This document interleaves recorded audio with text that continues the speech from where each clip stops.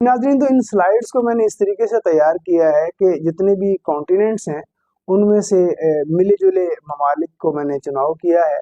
जैसे हम चलते हैं अगर नॉर्थ अमेरिका की तरफ, जिसे हम अमेरिका और कनाडा कहते हैं, तो अगर अमेरिका और कनाडा में देखते हैं तो आप देखें कि यूएस में जो आबादी का कोई 52 से 54% जो हिस्सा है वो लाइफ इंश्योर्ड है।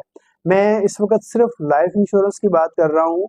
अगर बाकी हम हेल्थ इंश्योरेंस या जनरल इंश्योरेंस की, कार इंश्योरेंस की बात करते हैं, तो बहुत सारे ममालिक ऐसे हैं जहाँ पे 100% रेशियो है हेल्थ इंश्योरेंस का, जहाँ पे 100% रेशियो है कार इंश्योरेंस का। मैं उनकी बात बिल्कुल नहीं कर रहा। वो समटाइम बहुत सारे ममालिक में ऐसा भी है कि वो वहाँ पे मैंडेटरी हैं। चूंकि वो मैंडेटरी हैं, ऑब्वियसली फिर वहाँ पे 100% होना उसका बनता है। मैं उस चीज की बात कर रहा हूँ जो ऑप्शनल है।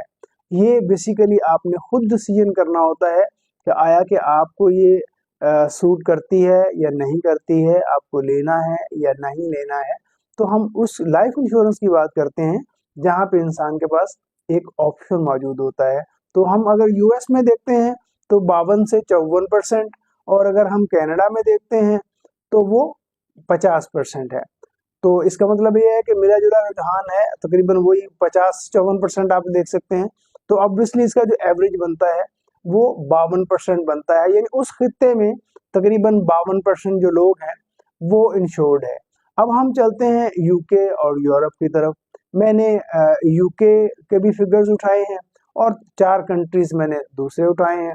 तो ऑलमोस्ट यहाँ पे 30 से 35, 30 से 40 ये आप देख सकते हैं कि ये तकरीबन ये मिला-जुला यानी अबव 30% यहाँ पे इस वक़्त जो लोग हैं वो इंश्योर्ड हैं। और अगर हम इसकी एवरेज देखते हैं तो ये तकरीबन 37% है। मैंने ये इन 5 ही ममालिक की मैंने एवरेज उठाया है। तो ये तकरीबन 37% का एवरेज है जो इस वक़्त यूरोप और यूके में जो इंश्योर्ड लोग हैं। अगर हम ऑस्ट्रेलिया और न्यूजीलैंड में चलते हैं तो ऑस्ट्रेलिया इस वक्त 30 to 40% है। न्यूजीलैंड में ये रेशो उससे हाई है, यानी 50 से 60%। तो ऑब्वियसली अगर हम उसका एवरेज देखते हैं तो तकरीबन उस खित्ते में 50% के करीब लोग वो हैं जो इंश्योर्ड हैं। अगर हम लैटिन अमेरिका में जाते हैं जहाँ की फुटबॉल टीमें बहुत मशहूर हैं, ब्राज़ील है, अर्जेंटीना है, वगैरह वगैरह, चिली।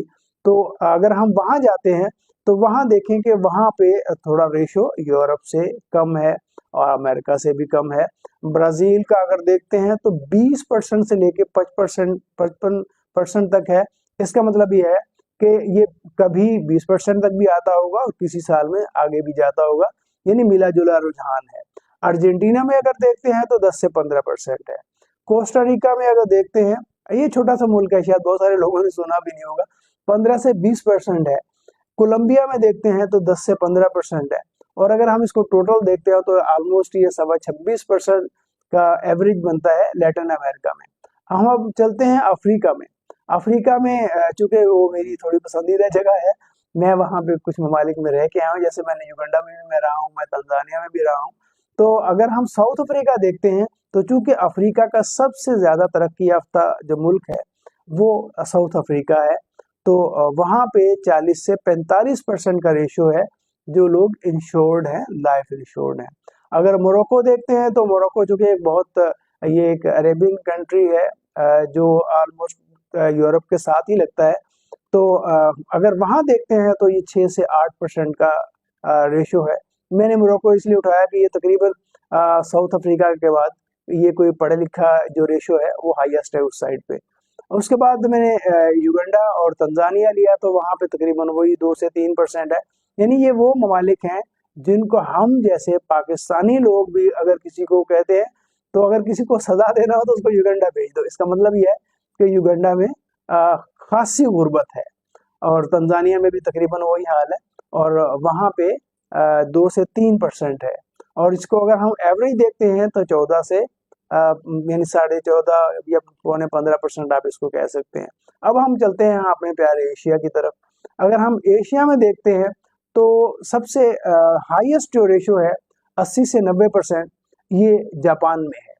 फिर सिंगापुर है 60 से 65, मलेशिया है 55 से 60, यानी ये वो कंट्रीज हैं जिनको हम यानी एशिया के अगर अच्छे कंट्रीज में हम शुमार करते हैं तो ऊपर के 3-4 कंट्रीज को हम शुमार करते हैं।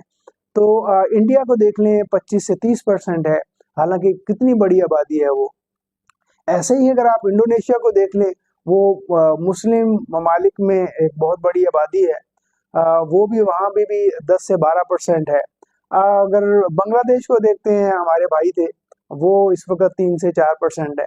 और अगर हम अपने पाकिस्तान को देखते हैं तो 1 से 2%, यानी 100 में से 1 या 2% लोग ऐसे हैं जो इस वक्त लाइफ तकाफुल या लाइफ इंश्योरेंस की प्रोडक्ट यूज कर रहे हैं।